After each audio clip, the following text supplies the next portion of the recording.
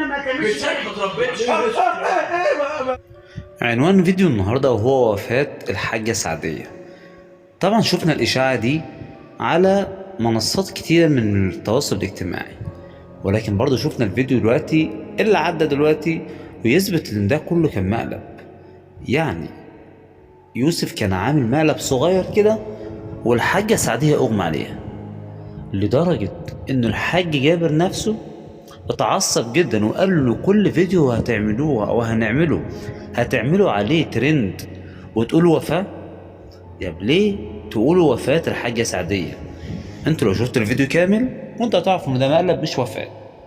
وده كان تصريح قوي جدا من الحاج جابر، وقال كمان الى كل الناس اللي بتتابعني وبتتابع عائلة الحاج جابر وعائلة حمدي وفاء هيعرفوا ان ده ما كانش حقيقة وما كانش وفاة حقيقة، ده مقلب صغير كده من يوسف، وانا حذرته كام مرة لدرجة انك شفته في الفيديو الضرب ده.